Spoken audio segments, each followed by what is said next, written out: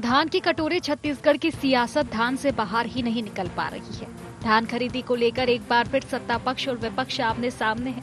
सरकार ने 160 lakh metric ton धान उपार्जन का लक्ष्य रखा है और किसान का एक एक दाना खरीदने की बात कह रही है। वहीं कांग्रेस सरकार के दावों और व्यवस्थाओं पर सवाल उठा रही है। कांग्रेस ने धान के मुद्दे पर मोर्चा खोल रखा है। धान खरीदी चलो अभियान के बाद ब्लॉक स्तर पर कांग्रेस के नेताओं ने प्रदर्शन कर सरकार पर जमकर हमला बोला। कांग्रेस का कहना है कि धान खरीदी बंद होने की कगार पर है। सरकार ने मिलर्स को झूठा आश्वासन दिया, वह कंफ्यूज में है। उनके साथ एग्रीमेंट की प्रक्रिया तक पूरी नहीं हुई है। पूरे छत्तीसगढ़ में छत्तीसगढ़ के तमाम ब्लॉक मुख्यालयों में आज राज्य सरकार की नाकामी, धान खरीदी को लेकर, धान खरीदी को अव्यवस्था, सरकार धान खरीदी में विफल हो चुकी है।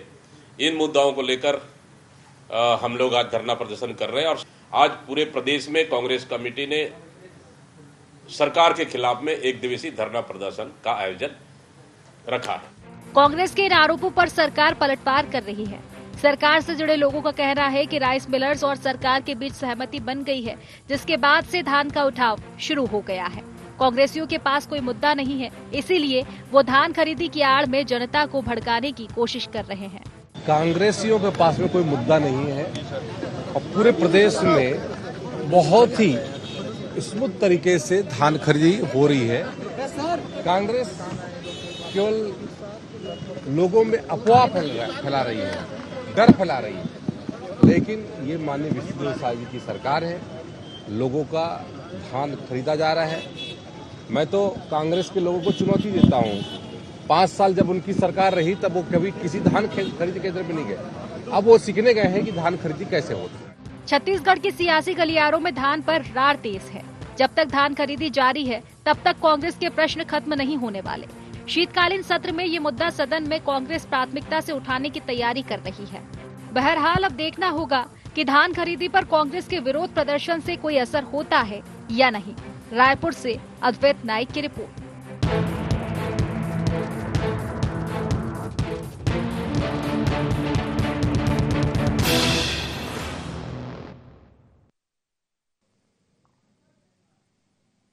नमस्कार, गुहार छत्तीसगढ़ देख रहे हैं आप और मैं हूं आपके साथ खुशी व्यास। धान, किसान और घमासान, जी हां, फिलहाल छत्तीसगढ़ में बस यही गूंज सुनाई दे रही है। धान खरीदी शुरू हो चुकी है, लेकिन धान खरीदी के साथ ही धान पर सियासत एक बार फिर से शुरू हो चुकी है, या फिर ये कहा जाए कि धान पर घमासान छत्तीसगढ़ में देखा जाता है कि हमेशा ही देखने को मिलता है और इस बार भी कहीं ना कहीं यही घमासान शुरू हो चुका है।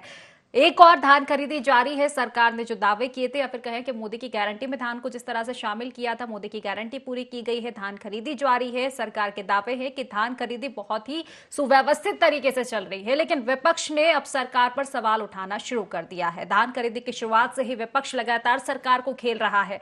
धान खरीदी को लेकर अभियान जो है विपक्ष ने चलाया और अब इसी के साथ प्रदर्शन की ओर कदम भी विपक्ष ने बढ़ा दिए हैं। लेकिन धान पर घमासान आखिर हर साल क्यों देखने को मिलता है? सरकार किसी की भी हो, लेकिन धान को लेकर अगर आवाज उठती है तो वो है घमासान की, सियासत की। अब एक बार फिर से सत्ता पक्ष और विपक्ष धान को लेकर आमने सामने है। सरकार ने विपक्ष की आवाज का कितना संज्ञान लिया है? कब तक धान पर सियासत ऐसे ही जारी रहेगी? इन तमाम मुद्दों को लेकर आज हम चर्चा करेंगे, लेकिन उससे पहले गुहार पॉइंट्स जान लेते हैं। छत्तीसगढ़ में कब थमेगा धान पर घमासान? धान खरीदी पर किसान परेशान या कांग्रेस? क्या शीतकालीन सत्र में गूंजेगा धान खरीदी का मुद्दा? धान के मुद्दे पर सरकार को कटघरे में खड़ा कर पाएगा विपक्ष? तो इन्हीं सब मुद्दों के इर्द गिर्द आज हमारी चर्चा रहने वाली है। चर्चा की शुरुआत करेंगे, उससे पहले खास मेहमान हमारे साथ जुड़ चुके हैं। सबसे पहले आपका परिचय करवा देती हूँ। अजय गंगवानी जी, कांग्रेस प्रवक्ता, हमारे साथ जुड़ चुके हैं।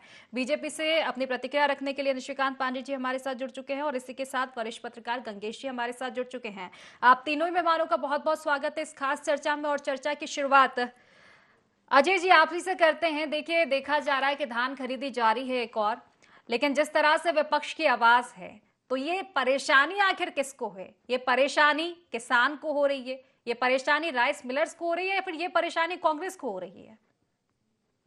खुशी जी, बहुत महत्वपूर्ण विषय पे आपने डिबेट रखी है। बात यह है कि अगर हम विपक्ष में हैं तो विपक्ष का एक दायित्व है कि किसी वर्ग को भी तकलीफ हो, अगर किसान को, गरीब को, मजदूर को, महिला, आदिवासी, युवा, किसी वर्ग के साथ अन्याय होगा, जो बड़े बड़े दावे करके यहाँ भारतीय जनता पार्टी छत्तीसगढ़ में सरकार बनाने में सफल रही, तो जो वादा खिलाफी करी है। देखिए, तीन महत्वपूर्ण बात, अगर आज की चर्चा खुशी जी किसान पे, तो किसान की बात करेंगे। छत्तीसगढ़ को धान का कटोरा कहा जाता है। 80% जनसंख्या खुशी जी यहाँ किसानी कार्य से जुड़ी है, और सीधा अर्थव्यवस्था जो है वो किसानी उससे जुड़ी हुई है। महत्वपूर्ण बात यह है कि आपने तीन प्रमुख वादे किए किसानों के लिए। पहली बात आपने कही 3100 रुपए प्रति क्विंटल में धान खरीदेंगे। आज किसी भी संगठन केंद्र में चले जाइए, क्या किसी किसान को 3100 रुपए दिया जा रहा है? उनको 2300 रुपए से भुगतान किया जा रहा है। जबकि खुशी जी भुगतान कितना करना चाहिए? 3100 का आपने वादा किया, 117 रुपए केंद्र सरकार ने समर्थन में वृद्धि की। कुल मिला के आपको 3217 देने के बजाय आप किसानों को 2300 रुपए लेके उनको ठगने का काम करें। दूसरी बात, आपने 21 क्विंटल का वादा किया। आज लगातार हमने सारी मीडिया चैनल पे, आज हमारा जो 3 दिसंबर को धान खरीदने केंद्र चलो अभियान चलाया गया, हम किसानों के बीच गए। किसानों ने स्पष्ट रूप से कहा कि अनावरी रिपोर्ट में जानबूझकर अधिकारियों को निर्देश दिया गया है कि उसमें कम आकलन किया जाए। आज स्पष्ट रूप से प्रति क्विंटल के हिसाब से, प्रति एकड़ के हिसाब से मात्र 12 से 14 क्विंटल धान खरीदा जा रहा है। दूसरी वादा खिलाफी। तीसरा, उन्होंने वादा किया मोदी गारंटी में कि भैया हम धान खरीदी केंद्र को तुरंत जो है वहां पे पंचायतों में भुगतान केंद्र की व्यवस्था करेंगे, किसानों को तुरंत भुगतान किया जाएगा। यहाँ मेरे छोटे भाई को खुली चुनौती दे रहा हूँ कि किसी भी पंचायत में एक भी भुगतान केंद्र खोलो तो बताइए, मतलब तीनों वादे नहीं निभाते। ना आप 31 रुपए में धान खरीद रहे हैं, ना प्रति एकड़ 21 क्विंटल धान खरीद रहे हैं, ना ही आप एक मुश्त भुगतान कर रहे हैं। देखिए, हमारे जो पहले भी हमने 3 दिसंबर को धान खरीदी केंद्र चलो अभियान चलाया। आज हमने सारे ब्लॉक में हमने प्रदर्शन किया, और सारे ब्लॉक के माध्यम से कांग्रेस पार्टी ने राजभवन को पत्र लिखा। हम तो स्पष्ट रूप से कह रहे हैं कि भैया जो राजभवन है, राज्यपाल जी हैं, वो सरकार को सीधा निर्देशित करे। जो 80% जनसंख्या सीधे प्रभावित हो रही है। 5 महत्वपूर्ण व्यवस्थाएं। पहली बात, जितनी भी धान खरीदी केंद्र है उसमें ना प्रॉपर तौलाई की व्यवस्था है। लगातार किसानों को 15 दिन तक टोकन नहीं मिल रहा है। आज कई जगह हमको शिकायत मिल रही है कि जो धान की तौलाई की जा रही है 1.5 से 2.5 किलोग्राम ज्यादा धान की व्यवस्था की जा रही है। दूसरी बात, आज हमको बारदाने लगभग छत्तीसगढ़ में जो धान खरीदी होती है 20 लाख जो है वो हमको बारदाने की जरूरत है, जबकि अभी मात्र 4 लाख, मतलब जो हमको उपलब्धता होनी चाहिए उसका मात्र 20% हो रहा है।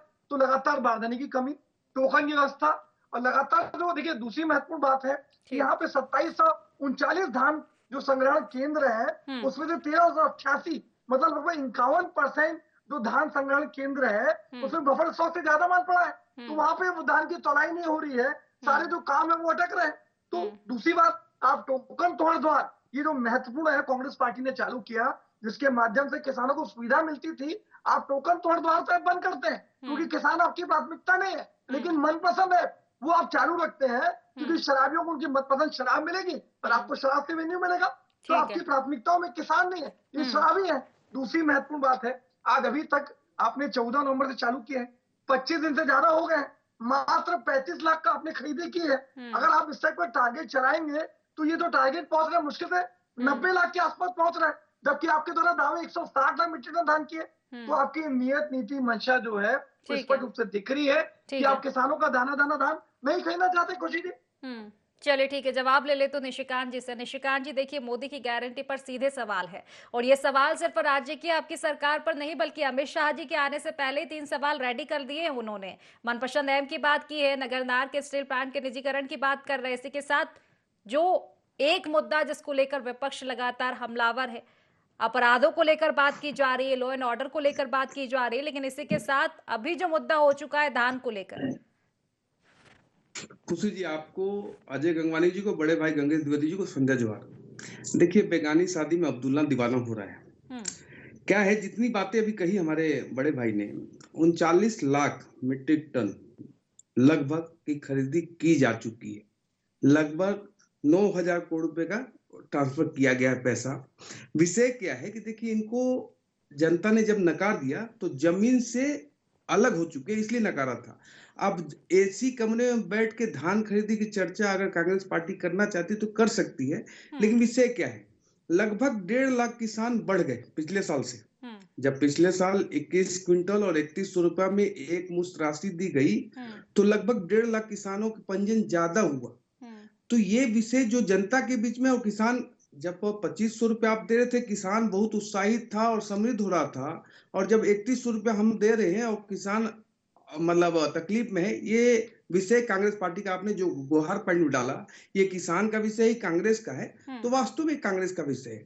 बंद कमरे में अगर ये चर्चा करना तो अलग विषय, किसानों के बीच में जाइए, किसान को पास कहना है जब लेकिन पैसा उनका जा कि रहा हम है। जा रहे हैं, जायजा ले रहे हैं और किसानों की बातों को आप तक पहुंचा रहे हैं, अजय जी का यही कहना था। किसानों से मिले, दिल्ली के वही चैनल मैं में बैठ खुशी जी के वही बात डिसीजन न कर ले, मैं वही कह रहा हूँ भाई। ठीक आप है अजय किसानों जी, को अजय उसी जी, पे आ रही अजय। हूँ, निशिकांत जी से उसी का जवाब ले रही हूँ। अजय, खुशी जी, लगभग 8,30,000 किसानों ने अपना धान विक्रय कर दिया, उनकी राशि उनके पास पहुंच गई है। अब ये कहने वाली बात तो नहीं है कि मतलब उनकी राशि, अब इसका अगर डिटेल चाहिए तो हर दिन इसका डिटेल हर जगह दिया जा रहा है। आपके पास अगर रिकॉर्ड नहीं आ जाएगा वहीं तो हम देने को तैयार है। विषय ये है कि किसी ना किसी तरह से 35 लाख जनता के बीच में, मैं बता तो रहा हूँ, आपने बोला 35 लाख मीट्रिक टन। ठीक है खुशी जी, अजय जी, लौटूंगी खुशी जी, आपके इनको पास। आपका जी। गम, इनका गम हम दूर नहीं कर पाएंगे, आप शायद दूर कर पाए। और आपने बताया 35 लाख टन, हम बता रहे 39 लाख मीट्रिक टन। इसको क्लैरिफाई कर लो, मैं गलत बोल रहा हूँ कि आप गलत बोल रहे हो। जनता के बीच में सही सब्जेक्ट जाना चाहिए। खुशी जी, ये तरीका नहीं है। खुशी ठीक जी, है, ये आप बिल्कुल अपनी तरीका बात नहीं रखिए। है, ठीक मुझे है लगता अजय जी, लौटूंगी मैं आपके पास। है। देखिए, ठीक है। देखिए जो हम बात कह रहे हैं कि 160 लाख मीट्रिक टन धान खरीदना है, 14 नवंबर से शुरू हुआ है, आज के डेट में 25 दिन अगर मान लियो होता है तो 39 लाख मीट्रिक टन धान खरीद चुके हैं। 31 जनवरी तक खरीदना है और बचेगा। अगर किसानों का धान बचा रहेगा तो भी सरकार उस पर निर्णय लेगी, लेकिन हम अपने निर्णय पे और मोदी जी की गारंटी के रूप में, जो गारंटी हमने विधानसभा के पूर्व दिया था, अक्षरशः उसका पालन कर रहे हैं। इसी का दर्द इनके पेट में। एक्चुअली क्या है, जब 2500 रुपए इन्होंने कहा था तो 4 किस्तों में बांट दिया था। उस समय तो आपका पेट में दर्द नहीं हुआ कि हम क्यों 4 किस्तों में किसान को पैसा दे रहे हैं। जब आज भारतीय जनता पार्टी और विष्णुदेव साय की सरकार अगर लगातार एक मुश्त पैसा दे रही है और किसानों को समृद्ध बनाने का जो कार्य प्रदेश की जनता को के लिए आपको करना था, आप नहीं कर पाए और हम कर रहे हैं, उसमें भी तकलीफ है। तो मेरा आपसे एक निवेदन है, मन मेला और तन को मत धोइए, मन से द्वेष निकाल के बाहर आइए, आपको सारी चीजें अच्छी दिखेगी। बुझे हुए दीपक की सेना अगर जितना भी आरोप लगा ले, प्रदेश की जनता के मन में क्या है वो तय करता है। चलिए छोटा सा जवाब ले लेते इसी को लेकर अजय जी से, उसके बाद लौटूंगी मैं गंगेश जी के पास। अजय जी। खुशी, देखिए मैंने 4 महत्वपूर्ण बिंदु उठाए, खुली चुनौती देता हूँ आपके चैनल पे। अभी मेरे छोटे भाई कहते हैं हम एक मुश्त भुगतान कर रहे हैं, भैया किसान धान खरीदी उधर बेच रहा है।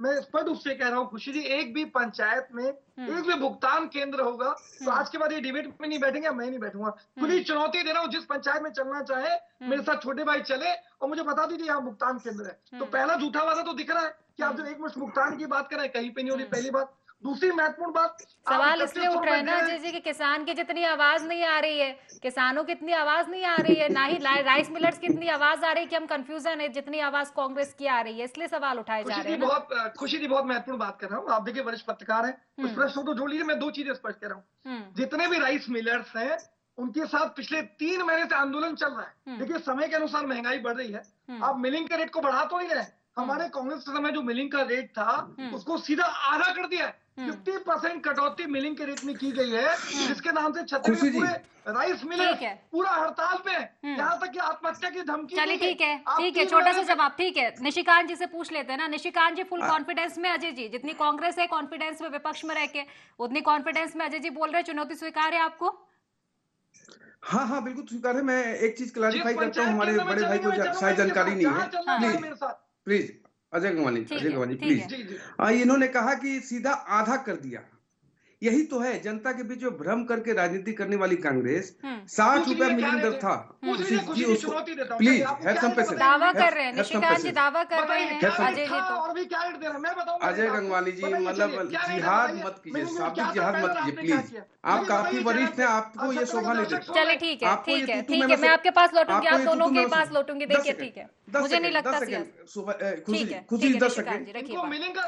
इन्होंने कहा कि हमने आधा कर दिया पैसा, आधा नहीं किया। देखिए क्या था, 120। अजय गंगवानी जी प्लीज। ठीक है अजय जी लौटूंगी मैं आपके पास। देखिए आपको समय दिया है, मैं लौटूंगी आपके पास। निशिकांत जी प्लीज थोड़ा जल्दी बात करिए, गंगेश जी के पास लौटना है। 10 मैं वही कह रहा हूँ कि 120 रुपए इन्होंने किया था 60 रुपए से बढ़ा के, जिसके कारण IAS अधिकारी से लेके मिलर जेल में है। 60 रुपया था, आधा आधा 50-50 करके ये लोग सरकार चला रहे कर थे। तो सब दिया है, लेकिन आपने बात निशिकांत जी ये भी हो जाती है कि जो कागजी दावों में बातें नजर आ रही है वो क्या जमीनी हकीकत नजर आ रही है? आप जो टटोलने की बात बिल्कुल कह रहे हो, है। जायजा करो कांग्रेस से, तो क्या आपके लोग जायजा कर रहे हैं धान मैं आपकी खरीदी पर जाकर? हाँ हाँ समस्या है या नहीं है? बिल्कुल चलिए कर ठीक रहे है, हैं, और मैं ठीक आपकी है, मध्यस्थता लौटूंगी में मैं आपके चीजें पास। तय ठीक है, करूंगी। फिलहाल एक ही गंगेश जी से चैनल में प्रतिक्रिया बैठ ले के- लेती हूँ। देखिए समय आप दोनों को मिला है। गंगेश जी, देखिए जिस तरह को लेकर धान पर सियासी बयानबाजी जारी है, हालांकि ये पहली दफा भी नहीं है। धान खरीदी जब जब चालू होती है, सरकार किसी की भी हो, विपक्ष में कोई भी हो, लेकिन धान पर सवाल उठना लाजमी हो चुका है छत्तीसगढ़ में हर साल देखा जाए तो। लेकिन जिस तरह से बात कह रहा है विपक्ष, हालांकि सरकार के अलग दावे, विपक्ष का कहना है कि किसान परेशान है। वाकई क्या आपको लगता है कि किसान परेशान है? क्योंकि छत्तीसगढ़ में कहीं कहीं ये गूंज सुनाई दे रही है। इसी के साथ बात सिर्फ छत्तीसगढ़ की नहीं करें, दिल्ली में आज क्या कुछ स्थिति है? पहले भी हमने दिखा था किसान प्रदर्शन कर रहे हैं, फिर से वही चीज दोहराती हुई नजर आ रही है। जी बिल्कुल। किसान अभी आंदोलन शुरू नहीं किया, लेकिन उनकी बैठकें शुरू हो गई हैं। और मैं बता रहा हूं इसकी वजह जो है, उसकी तकनीकी वजह यह है कि व्यवस्था 8 साल पुरानी व्यवस्था में चली गई है। उसका कारण बता रहा हूं। 8 साल पहले भी इसी तरह की स्थिति निर्मित होती थी।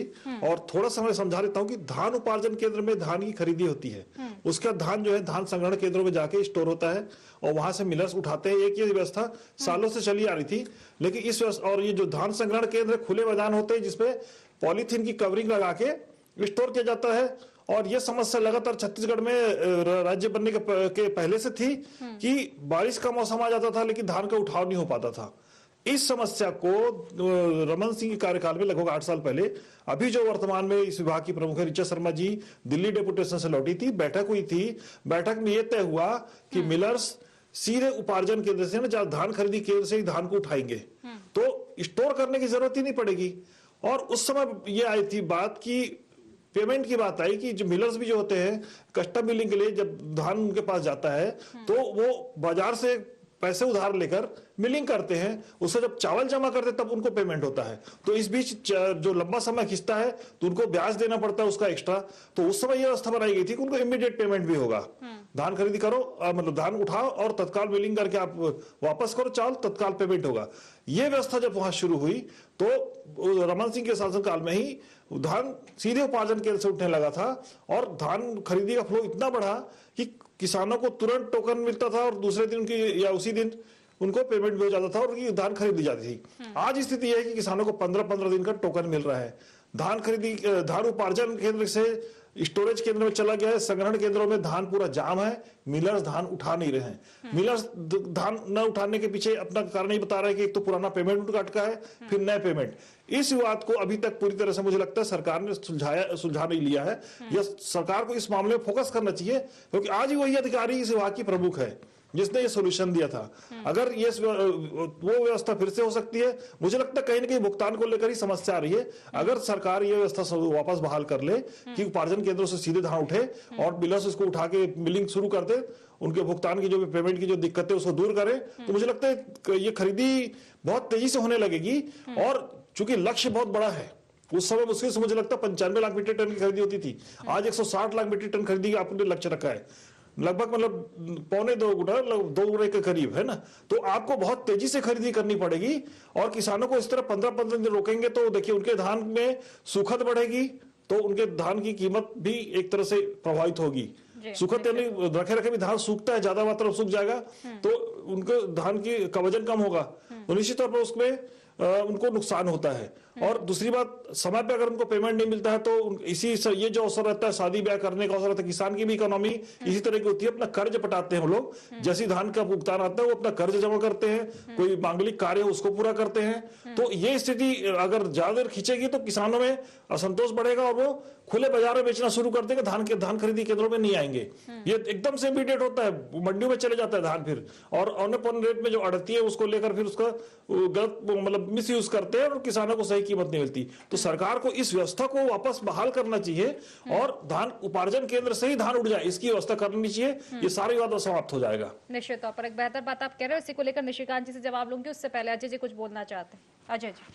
देखिए खुशी जी, महत्वपूर्ण बात है, वरिष्ठ पत्रकार गंगेश जी ने बहुत अच्छी बात कही। कम से कम स्पष्ट रूप से आईना दिखाने का प्रयास है। सारे जो संग्रहण केंद्र है वहां में धान का जो है उठाव नहीं हो रहा है क्योंकि मिलिंग के रेट को कम किया गया है और जो मिलर्स है उनको पुराना भुगतान नहीं किया जा रहा है। मैंने बहुत एक स्पष्ट आंकड़ा दिया कि यहाँ पे 2739 जो है संग्रहण केंद्र है, उसमें से 1388 51% संग्रहण केंद्रों में बफर स्टॉक से ज्यादा स्टॉक हो रहा है, इसलिए संग्रहण की व्यवस्था नहीं हो पा रही है। पहली बात, 3 महीने से ज्यादा लगातार यहाँ के मिलर्स आंदोलन कर रहे हैं, कोई सरकार निर्णय नहीं ले रही है, न मिलिंग के रेट में वृद्धि की जा रही है, न उनको पुराना भुगतान करने का अब प्रयास किया जा सहमति रहा बनी है, जिसका कहना है नतीजा सरकार का साफ तौर पर कि अब किसान, सहमति बन चुकी है मिलर्स और उनके बीच। देखिए आज की व्यवस्था है, आज धान खेती को 25 दिन हो चुके हैं। खुशी जी, आप वरिष्ठ पत्रकार है, क्या ये निर्णय पहले नहीं लिया जाना चाहिए था? क्या धान खरीदी के पहले अगर ये सॉल्यूशन किया गया होता तो आज किसान परेशान नहीं होते? पहली बात। दूसरी बात, आपका जो है किसान इनकी प्राथमिकता में कभी नहीं थे। आज न केवल यहाँ की पूर्ववर्ती रमन सरकार, वर्तमान की केंद्र की मोदी सरकार, भैया आपने वादा किया 2022 तक किसानों की दुगनी करेंगे, लेकिन आप किसानों की दुगनी नहीं करते। जब समर्थन में वृद्धि की बारी आती है तो मात्र 117 रुपए, जो 5% से भी कम है। इस व्यवस्था से क्या कभी किसानों की दुगनी हो सकती है? आपके पूंजीपति मित्र क्या है 1600 करोड़ प्रतिदिन, जबकि एनएसओ के आंकड़ों के अनुसार किसानों की आय 27 रुपए प्रतिदिन।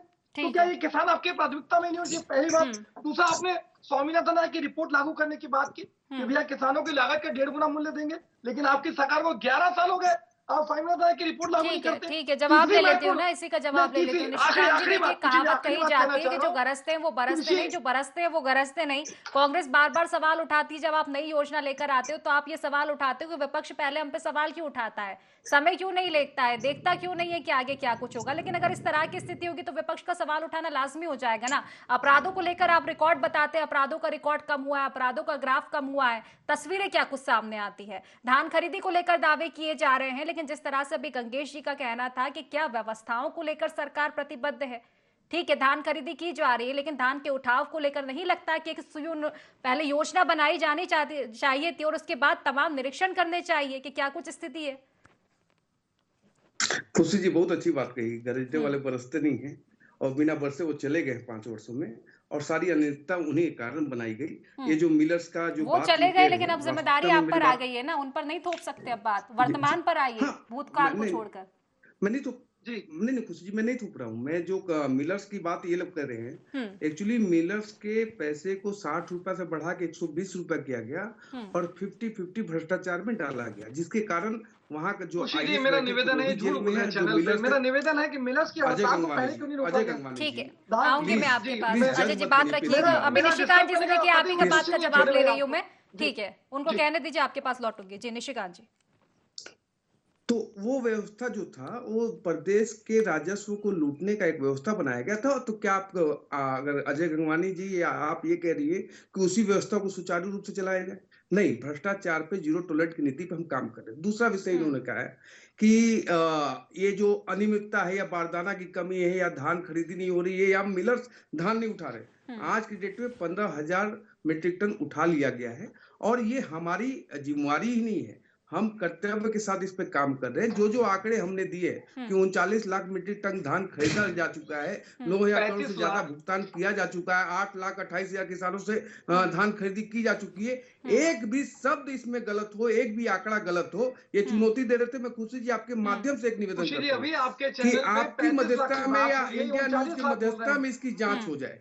अजय गंगवानी 10 सेकंड बस, कि आपकी मध्यस्थता में इसकी जांच हो जाए। चलिए ठीक है, 10 सेकंड का एक जवाब ले लेते हैं छोटा सा। अजय जी, समय की कमी है, देखिए गंगेश जी के पास लौटना है। अजय जी 10 सेकंड में प्लीज। देखिए, हम लोग का जो कांग्रेस पार्टी का आंदोलन है 5 प्रमुख बिंदु को लेके है। पहली बात, 3100 का वादा करके 2300 दे रहे हैं। पहली बात, 21 क्विंटल का दावा करने के बाद मात्र 12 से 14 क्विंटल प्रति एकड़ खरीदे। दूसरी बात, आपने एक भुगतान का वादा किया, किसी भी पंचायत में एक भी भुगतान केंद्र नहीं खुला। तीसरी बात, लगातार जो टोकन। चलिए ठीक है, छोटा सा जवाब ले लेते, समय की कमी। गंगेश जी से जवाब ले लेती हूँ। गंगेश जी, बात चाहे अपराध की जाए या धान की जाए, जिस तरह से विपक्ष आक्रामक है, नहीं लगता कि कहीं तो आग लगी होगी इसीलिए धुआं उठ रहा है? क्या वाकई ये स्थिति देखी जा रही है? फिर विपक्ष का कहते हैं कि ज्यादा ही आक्रामक है थोड़ा।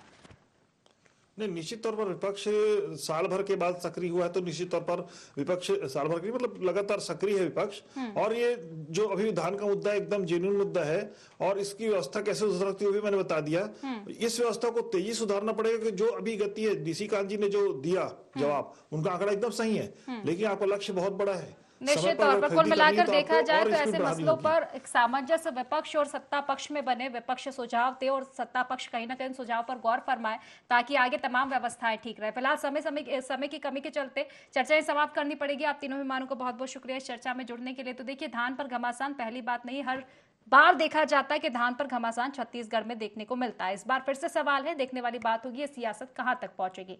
तो फिलहाल गुहार छत्तीसगढ़ में बस इतना ही। आप बने रहिए IND 24 के साथ। नमस्कार।